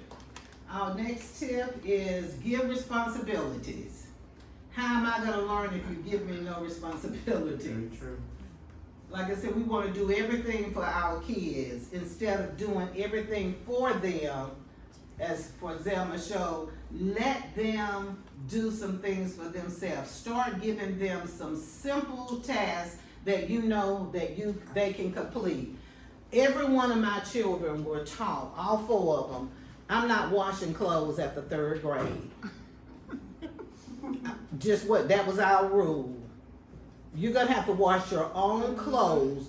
I'm gonna show you how to separate the whites from the colors and so forth, but I am not washing anybody's clothes after 3rd grade. When they got to 3rd grade, after that, we cut it off. Teach responsibilities. Have kids do simple things like organize the pantry. Because I know if your pantry looks like mine, you can organize it, and the next week it's like they've been all through it. The linen closet.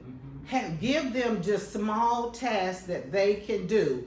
Especially little children, you can pick up a toy and put in your toy box. There are things that kids can do. Taking out trash. My grandson, who's 17, that's living with us, buddy, I'm not taking out trash with you living here. All right.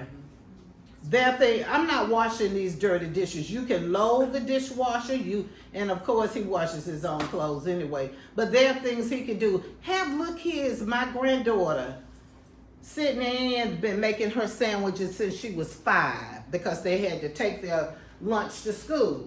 She knows how to go in the refrigerator and get the meat, the cheese, the bread, and make her own sandwich. There are things that kids can do, but we're so busy doing it, you know. We're so busy doing it for them. I forgot your lunch, Fitz. You know. Yeah, snoring who's proud. But that's what we do. We do everything for them. Everything. And plus, y'all, God forgive me, it makes for lazy children. All right. Absolutely. It does. We don't teach them anything, and then we wonder why they're lazy. You've done everything for them. Okay? And they feel entitled. Oh, don't even talk about that word. They feel entitled, Yes. and they want you to keep doing everything. Yes, absolutely, absolutely. Okay? This tip, avoid criticism and comparison. Y'all, come on, I'm gonna let you think a minute. Especially when you have more than one child. This is so easy to do. Yeah. We especially comparison. These are my girls. I found this old picture. Now look at this one right here. Oh, she want to be seen. She's smiling. That's a part of her personality. The other one, she's actually a little bit more laid back. But I would never compare them. They were like night and day. But I'm not gonna compare them, especially in front of them. she thrived in a whole different way than this one. So we don't want to compare, we don't want to criticize them, and you all, our language is important. What Yeah. we say, okay? Because there's a saying that you can instill the confidence or you can kill the confidence.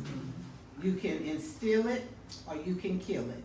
So be careful when you criticize them, because it attacks, criticism often attacks. So instead of saying, you always mess up, every time I look around you're messing up, say, what is one thing that you could have done differently? What's one thing you could have done differently? Okay, so we have to be careful when we criticize kids, because we want to value them and their feelings and let them know how they feel is important. So we definitely don't want to criticize them. Constructive criticism, there's a fine line between constructive criticism and criticism. It's hard. It's a hard one, okay? Children need to feel that they are not competing with someone else, but they are competing with their own self. And it has a lot to do with communications also. Mm-hmm. Because I taught school and I taught special ed, but I had the MRs, you know. Mm-hmm. And so as I've grown up, I was a middle child in my family. So I had an older sister and brother and a younger sister and brother. Sometimes I got left out. Mm-hmm. So as I grew older, I figured out that if I sound like I know what I'm talking about, they'll leave me alone. So that has carried over. So sometimes my daughter would say, hey, why you got to say that? So I figured out the best thing to do is I need for her to tell, well, my daughter spent, I needed for her to tell me, Mom, I didn't like the way that came out. Right. And then we could talk about it, Right. and hopefully I got better, but Yeah. I'm Yeah, still, like I said, my that's a voice is hard still one. dictatorial. That's a hard one. Yeah. All right, the next one, listen and validate. Y'all know we don't listen. Maybe we're gonna get better about it, but we need to listen, validate what they need to know that we're listening. And how do they know that we're listening? Is because we can say, you know what, that sounds really important. Tell me more about it. But when you say okay, you didn't hear them. When you just use the word okay, they know you didn't hear them. So make sure that, well, I heard you when you said this and that and this and that. Let them know that you heard what they said, because you are repeating what they said. Okay? All right. And got two more. Let me go back to that one. Okay. This last one, that's my baby girl. And I told you she was different. And I'm gonna tell you a story, and I put her up there is because you have to make children feel capable. Okay? They have to feel that they can do. So be careful with what you do. They build confidence when they feel capable. And they feel capable when they are given opportunities to try, fail, and succeed on their own. And this I remember like it was yesterday when her confidence really kicked in. Mariah was in first grade. She came home from Southview and she said, Mama, this little boy, and now she said, this little white boy, okay? She said, this little white boy said to me that I was big and fat. And you know what I told her? I said, you go back and you tell him that you may be big, but you're big, black, beautiful, and intelligent. She wouldn't tell him that the next day.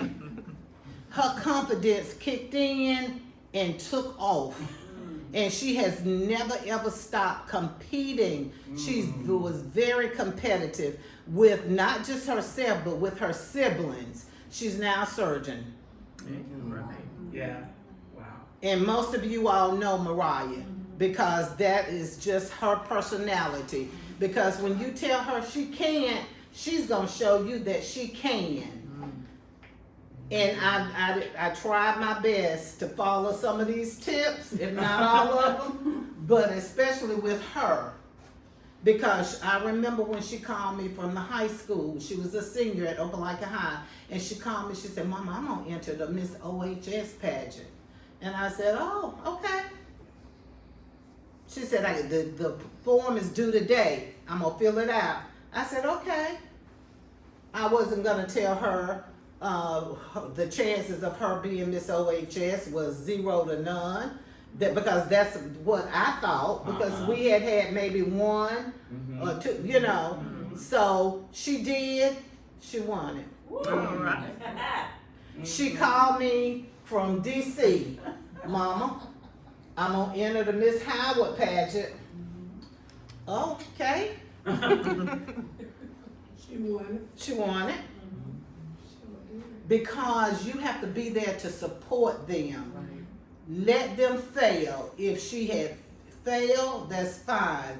She's failed plenty of times in her life, but she got up. Yeah. And that's what you want to teach your kids, how to get up. Okay? And that's it. Any questions? Thank you. Any questions? Good job. Good job. And remember, I'm just doing this based on me. Not perfect. We were not perfect parents. We fail a lot of times. And they don't need perfect parents. Right. They need real parents. Right, absolutely. That have been through some struggles. So thank you so much, Well, ma'am. thank you. We appreciate it. All right, our next speaker is Dr. Beatrice Allen. And we're gonna let her be the one to kind of close us out. Won't take but a few minutes. You just talked a few minutes. 3 to 5. Oh, Lord, oh, Lord. 3 to 5 is what I was told, and right now it's 4:42. Oh, you're good. But we can be here a few minutes later than 5. No. We promise you. I'm like my husband, I'm the city council. You know, City council starts at 5 o'clock. The work session. And at 6 o'clock, the city council meeting starts. And they got into a discussion one night, and we're going over time. He said, oh, nope, we gotta stop right here. We promised these people that city council would start at 6 o'clock, and we're gonna start at 6 o'clock. We're not gonna have people coming in here at 6 o'clock and have to sit up and listen to this foolishness Overtime. from the work session. Sign. We'll finish it up later. You gotta sign in on it. But anyway, my topic was so different. And so much harder than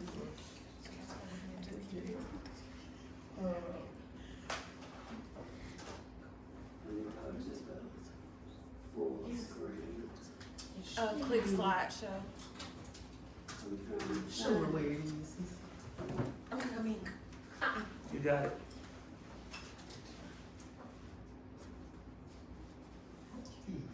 See, I'm not. Okay. So why she gave me this topic and why she put me in here with these two talkers, I don't know, because I'm a doer, not a talker, okay? But anyway, the topic is, parenting in this modern world. Now, what do I know about parenting in the modern world? Not much. My children are 50 and above, so I can't tell you too much about this, but I do see what these young parents are going through because I talk to my youngest son and his wife almost daily. And the stuff that they're doing with their children is simply amazing. When I went to school, we had hardback books. Mm-hmm. We had pencil and paper. My grandchildren don't know anything about that, cause they got a Chromebook. Everything they do is on the Chromebook. They have to reach their goals on the Chromebook. I have to have a book in my hand so I can feel the paper and see what's going on. They don't have that advantage anymore. So, the first thing is, I need you to, there's a piece of paper, there's some, no, not the cards, The big. those big, if you just, there's 4 different things on there. One is, Neglectful, uh-huh, authoritarian, right, authoritative, and permissive. right. I need you to just select one of those, put your name on it. I mean, you're gonna have to get up and move now, you've been sitting all day. Just come on, come up here and put your name on one of these. Whichever one you feel like You think you best might describe you. bring your pen with you. Bring your, I'll give one to.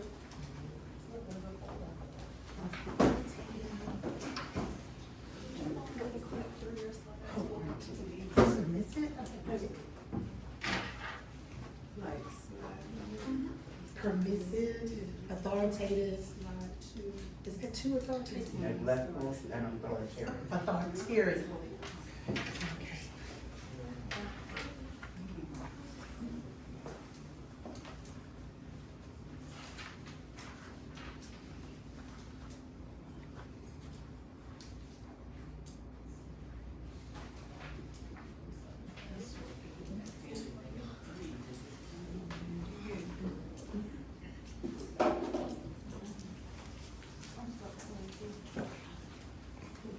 Name on both. If you two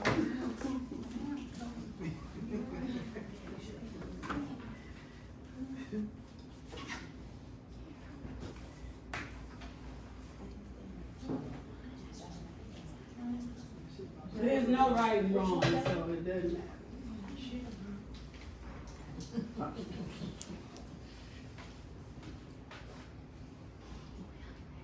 Is this what kind of paper you have? What kind of, What you think you are? now? Yeah. I'm sorry.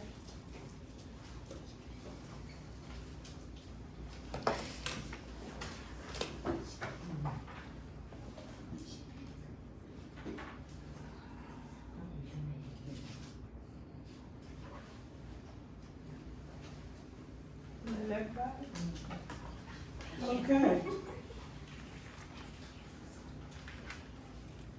I don't know why, nobody chose the last one. Neglectful. Okay. So in today's fast-paced society, parenting has evolved into a landscape filled with new challenges and remarkable opportunities. Navigating this rapid change while adhering to fundamental values is essential for creating nurturing and supportive environments for our children. Okay, so we're going to explore how contemporary parenting, and this was a lesson for me too, often differs significantly from previous generations, the impact of technology, and how to blend traditional wisdom and innovative ideas, strategies. Our objective today is to equip you with insights and techniques to address the complexities to modern parenting and show you why parenting matters. So, Here's a question. Have you ever considered how your parenting style has transformed over the years? And what influences have contributed to this evolution? So while you think about it, I'm gonna tell you, I don't know if mine is really transformed that much. I know when my boys were little, I had 3 sons. You had 3? I have 3 sons. His hearing is not real good. But,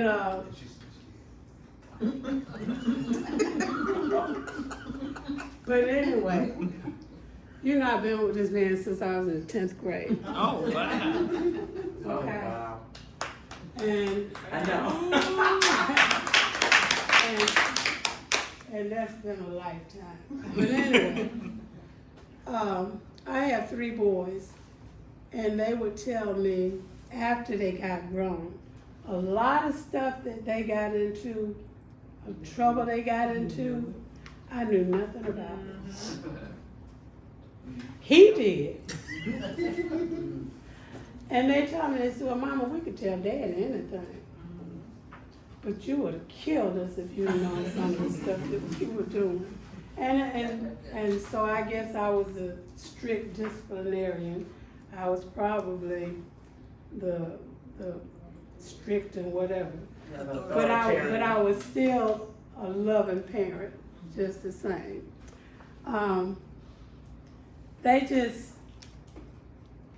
Over the years, I have seen how when I go to my sons' houses, how their parenting is so much different. And I think most of it is because, now I know my youngest son, he tells me all the time, Mama, if Mika wasn't here, that it wouldn't be like this. But anyway, they came from strict parenting, but the women now are so much more lenient. It's called gentle parenting. Now they have a term for it. We're gonna get to that. We're gonna get to some of them kind of parentings in a minute. But let me tell you, right now, gentle parenting, I have spent months and months at my youngest son's house because he was military, his wife was military.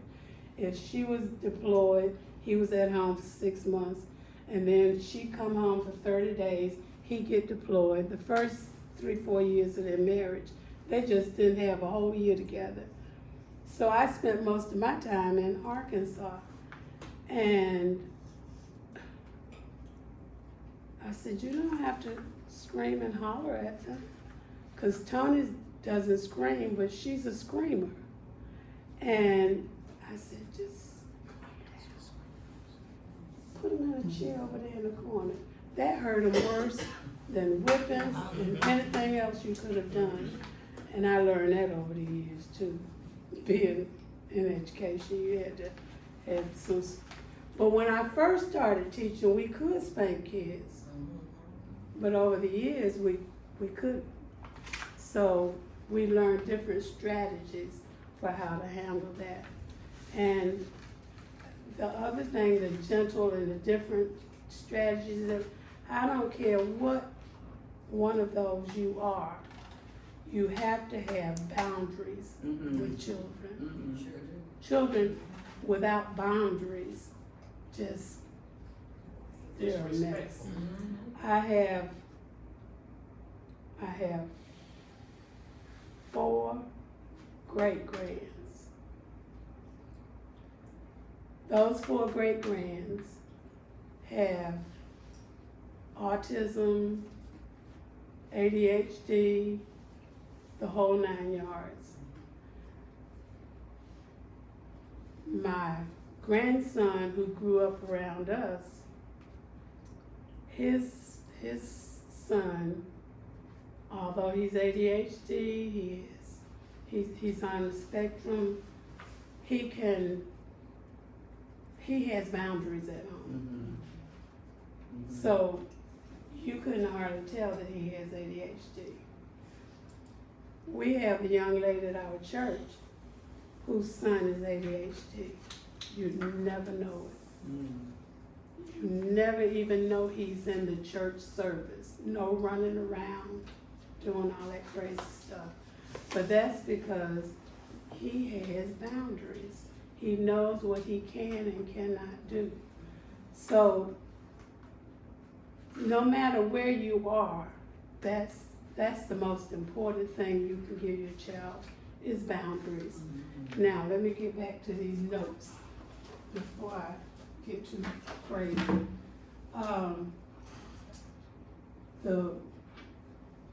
These right here, those are the parenting style. Let's go to the quiet matters. Okay. As you can see, challenges, these are the challenges that parents are facing today. I think we.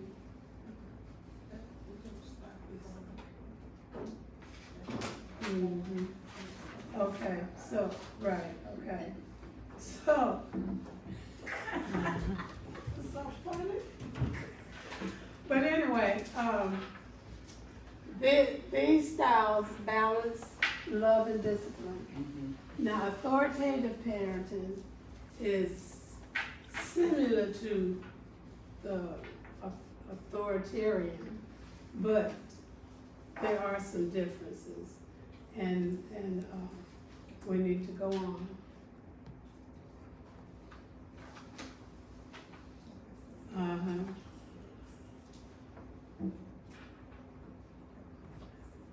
The challenges faced by parents today, I just did. In an era dominated by digital advancements, technology plays a pivotal role in shaping the experiences of both parents and children. From the prevalence of social media to the increasing reliance on digital learning, these tools offer both benefits and potential pitfalls. Yeah.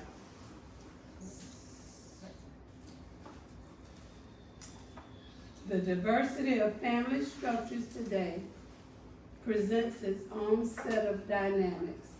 Whether you are co-parenting, and that's a whole topic all by itself. Absolutely. Co-parenting. Yes. I witness it myself on a regular basis because two of my sons are, well, the blended family, that's what they're. And co-parenting, blended families, all of that creates a problem. Understanding and respecting each unique family structure is crucial in fostering an inclusive and supportive environment for children to thrive. One of my sons is married to a Mexican. Those women do everything for their children, everything. And he didn't come from a home like that. So it's difficult for him to watch her just do everything for them, clean up behind them, wash their clothes, do. And it makes me nervous too. But anyway, that's one of the issues that they have to learn to work out. Yes. When you're with a blended family, it's not really easy. That's cultural. Yes. Yes. That is So, then the other thing, like during the pandemic, I don't know if you remember, I don't know why you wouldn't, but during the pandemic, I saw a lot of decline in children's ability to do things. Yes. Because parents weren't doing what they were supposed to do at home. Teachers were just putting stuff up on the internet and they go and just do anything. And some of them didn't check in at all.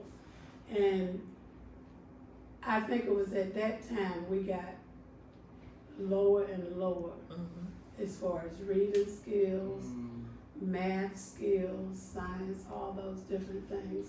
So that was a real eye-opener, because I saw children playing all day long, and, you know, not bothering. And parents were not, but yet, there are no neglectful parents in the world. I think we lowered the bar, Yeah, we did. and our excuse was COVID. Mhm. We lowered the bar, Yeah. Yeah, and when it comes to expectations. yeah, We yeah. set different standards, and, you know, yeah. Okay, so now, one of the key aspects of modern parenting is the ability to discern when and how to integrate technology into a child's life. It's about setting boundaries that foster healthy habits and encourage critical thinking, while also embracing the opportunities for learning and connection that technology provides. Because, you know, technology can be really good. Like I said, I have a son in Arkansas and one in Texas, one here in Opelika. And the son in Arkansas, who is the youngest, and the brother, the son that's here, and George and me play spades every night, except Saturday, because we have to get up early on Sunday. But we play spades, but it's on the phone. And we get a chance to see each other and talk to each other all night, because, I mean, well, every day. We tend to call, the youngest one is a technologist. He calls everybody, and we're on speaker, so we can hear everything everybody's saying. And then when we play spades, and they like to play it like that because they know their dad will cheat. But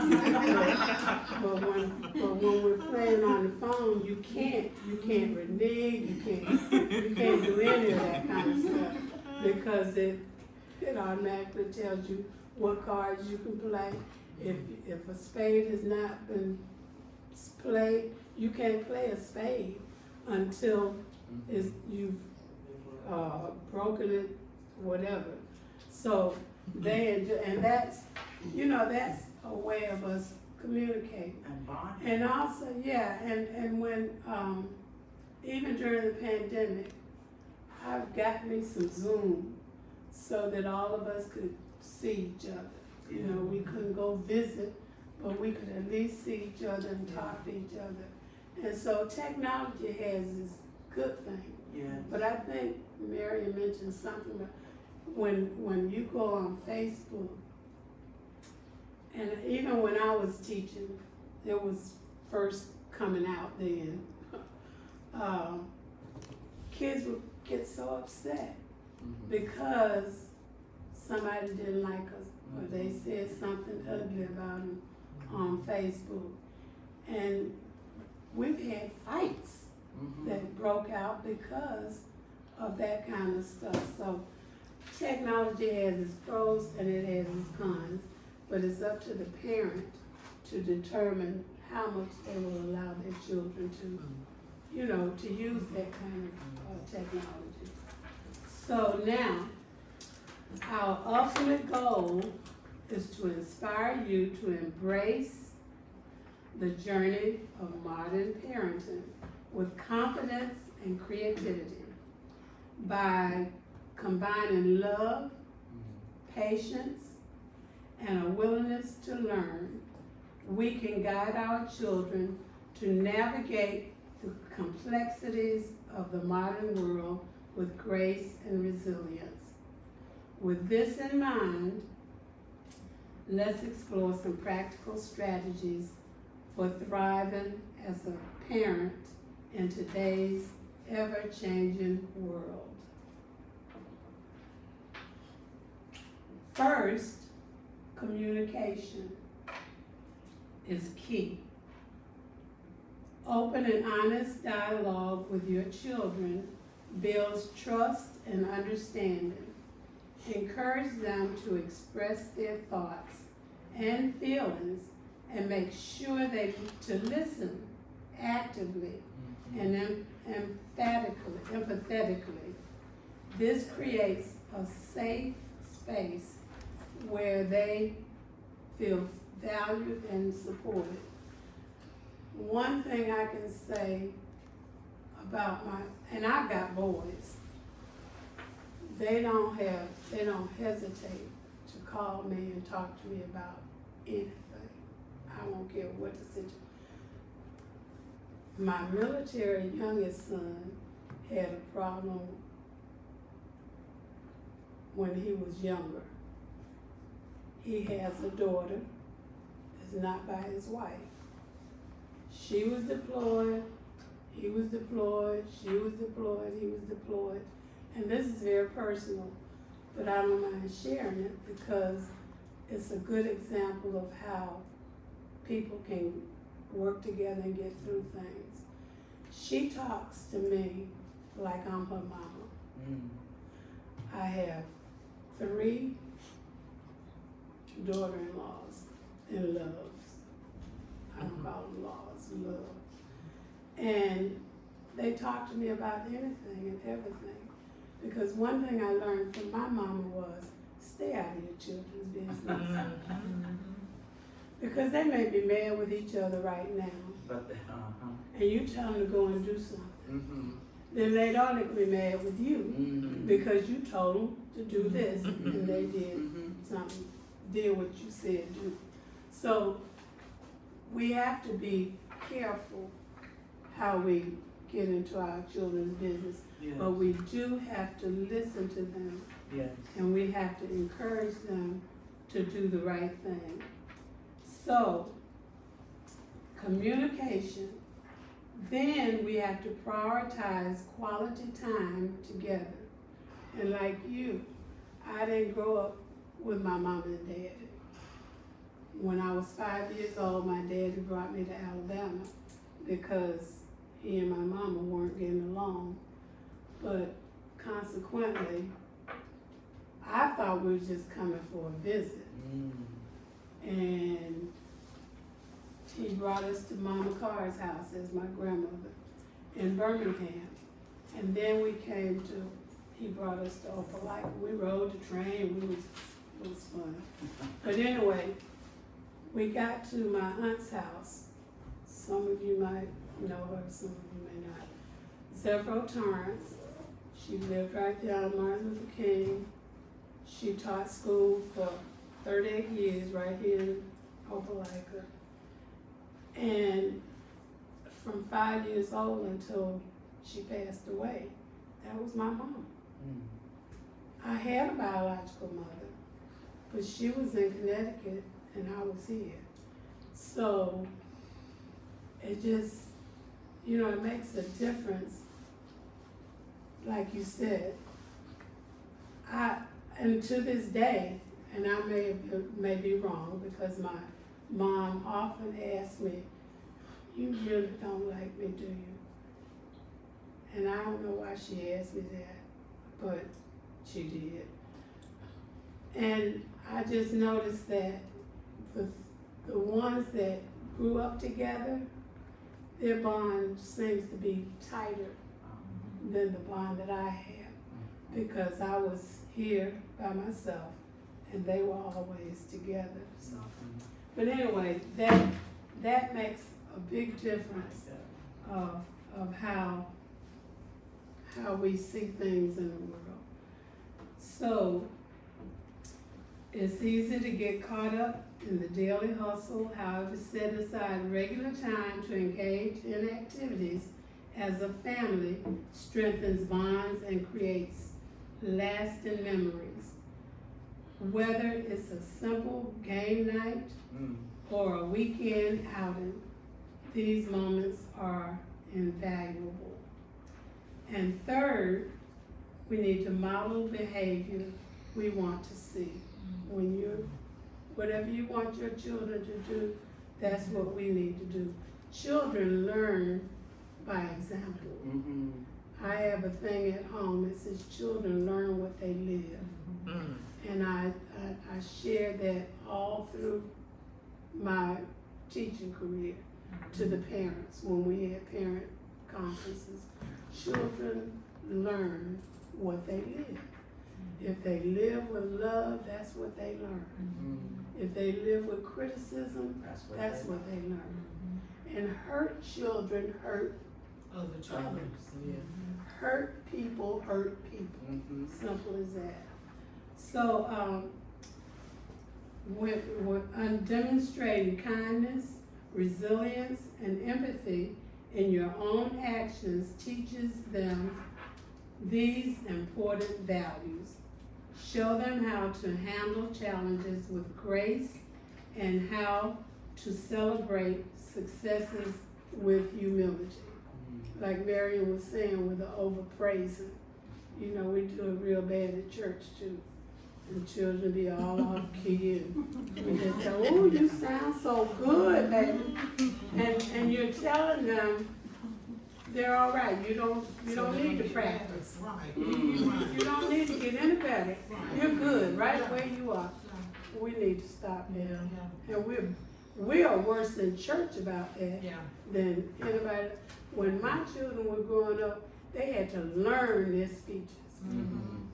They had to be in every Christmas program, Easter program, Black History program, whatever program was at church, they had to be in it.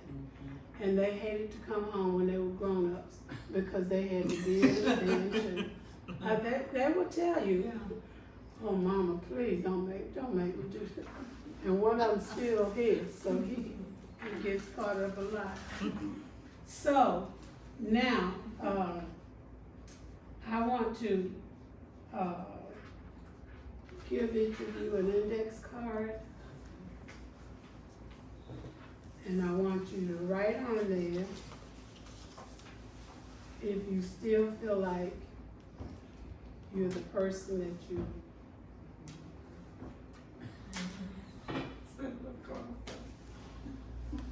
are you really that person? Okay, so I forgot something.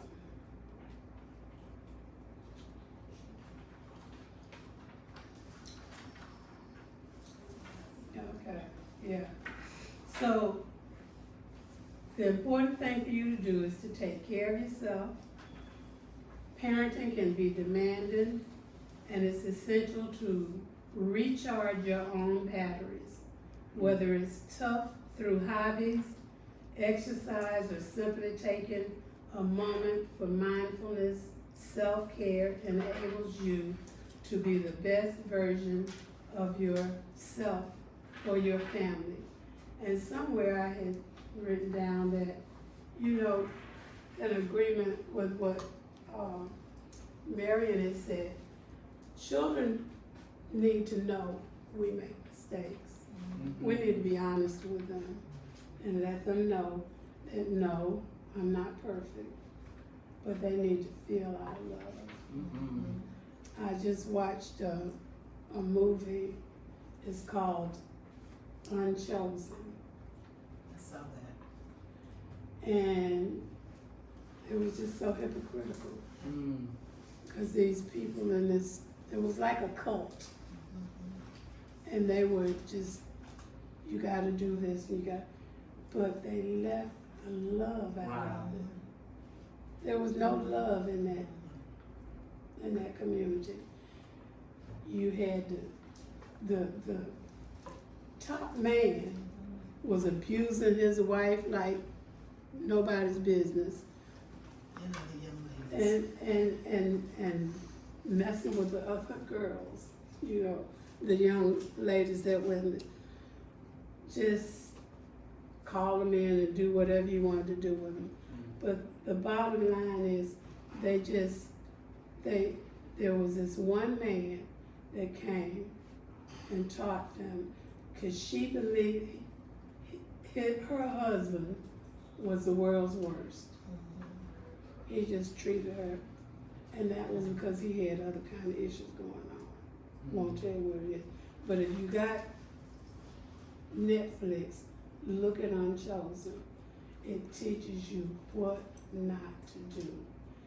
I don't care how brilliant you are. I don't care how rich you are.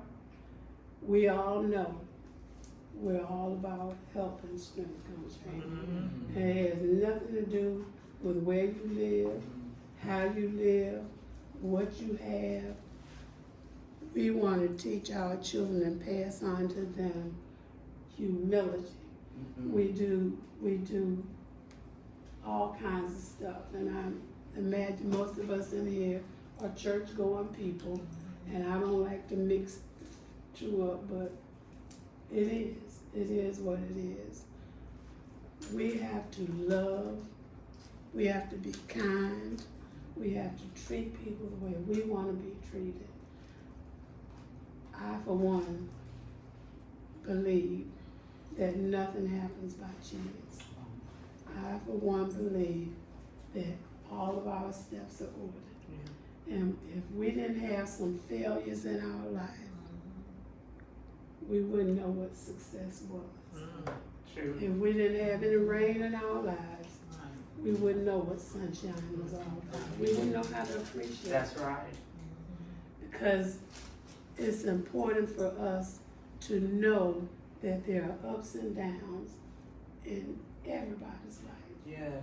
And we have to be aware of the fact that just because you look good doesn't mean everything's good on the inside, man. So let's just pass that on to our children. The greatest gift we can give them is that kind of understanding and love and patience and kindness and gentleness and all those kind of things that made us who we are. Because other than that, it's just a lost cause. And 17 minutes over.